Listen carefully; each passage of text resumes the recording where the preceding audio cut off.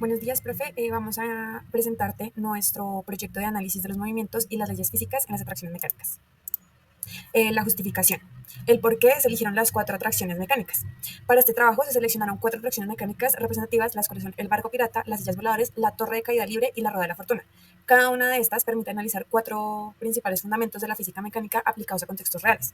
Con base en la construcción de estas, aprendimos e identificamos cómo están las fuerzas, los movimientos y las leyes en nuestro día a día. Además de que estas atracciones en conjunto vinculan principios como la conservación de la energía mecánica, las fuerzas centrípetas, la aceleración, el trabajo y oscilaciones, comprobando la teoría explicada en clase. Y eso relacionado a la teoría con aplicaciones reales. Ahora vamos a hablar del marco teórico. En el marco teórico vamos a hacer una aclaración. Toda acción tiene su reacción, como lo podemos ver en las maquetas a continuación. En este trabajo usamos diferentes maquetas que representan de manera similar las atracciones mecánicas, analizando conceptos básicos y fundamentales de la física, como el movimiento circular, la energía mecánica, la caída libre y la fuerza centrípeta. Con ello evidenciamos que las atracciones mostraron que en la vida real o ya a nivel escala hay una pérdida de energía si no lo veamos por un rozamiento, por algún error. Por lo tanto, se genera una desaceleración progresiva. Sin embargo, pudimos verificar que a pesar de que haya una pérdida, la ley de la conservación de energía se sigue manteniendo. Esta ley nos dice que la energía potencial poco a poco se transforma en energía cinética durante el movimiento. Ahora vamos a hablar de los materiales. Materiales y funcionamiento. Los materiales que utilizamos en la rueda de la fortuna son los siguientes: silicona, cúter, lápiz, tijeras, cartón, palos de pincho, tapas plásticas y temperas. El funcionamiento de esta es mediante una rueda con una manija que se hace girar manualmente a la velocidad que se desee, dándole un control al dar giro hacia adelante o hacia atrás. Sillas giratorias. Los materiales son pegante, tapa de plástico, tubo de cartón, hilo y palos de pincho. El funcionamiento de esta es un funcionamiento manual con una rueda sobre un eje, dándole el efecto de manivela para que al girar las sillas empiecen a tomar una elevación giratoria. La torre caída libre cuenta con los siguientes materiales: palos de balso, palos de paleta, cartón, tijera y silicona. Podemos ver que se eleva las sillas por medio de una polea hasta que la altura requerida, viendo un manejo de una manivela sentada con un eje, dejando caer una piola que es la que encarga de simular la caída libre. Y los materiales del barco pirata son pegante, varilla de palo, tapas de plástico, tijeras y silicona. De la maqueta de caída libre. Se realizó una maqueta de caída libre con una masa de 20 kilogramos soltada desde una altura de 67 centímetros. Se midió el tiempo de caída en 5 pruebas diferentes y se calculó la gravedad experimental. Observamos que a mayor tiempo de caída, la gravedad experimental disminuye por errores de medición, que son la fricción del aire y el rozamiento. La energía potencial se mantiene constante porque solo depende de la masa y de la altura de la maqueta. La energía cinética calculada es similar a la de la energía potencial, demostrando la transformación de energía en caída y la validez de la conservación en energía mecánica. Ahora vamos con los del barco pirata. Logramos observar que el barco tiene unos datos fijos, que son la longitud, la masa, el ángulo y la altura. Los datos variables son la velocidad máxima, que varía entre 0.65 y 0.87 metros sobre segundo al cuadrado según la fuerza inicial. Esto produce aceleraciones centrípetas de 0.85 a 1.44 metros sobre segundo al cuadrado y fuerzas centrípetas de 1.0 a 1.73 newtons. La energía potencial permanece aproximadamente constante en 1.77 julios porque depende de la altura máxima. La energía cinética cambia con la velocidad alcanzada, siendo menor que la energía potencial porque pues, se hacen pérdidas de fricción y resistencia del aire, y el periodo de oscilación se establece en 2 segundos, confirmando el comportamiento de un péndulo físico. El análisis demuestra que el barco pirata es un ejemplo claro de conservación de energía mecánica, que es la transformación en energía potencial a energía cinética.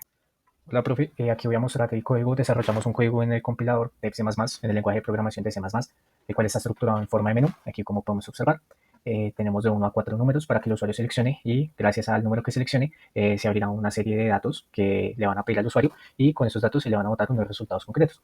Aquí está el programa. Vamos a correrlo.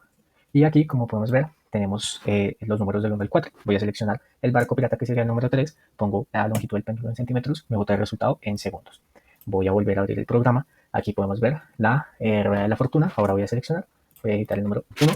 Aquí metemos masa del objeto, radio del círculo, tiempo de vuelta, nos bota velocidad angular, radianes, velocidad lineal en metros sobre segundos, fuerza centrípeta en newtons. Voy a volver a compilar. Vamos a pedirle al usuario que digite el número 3, o 2, perdón.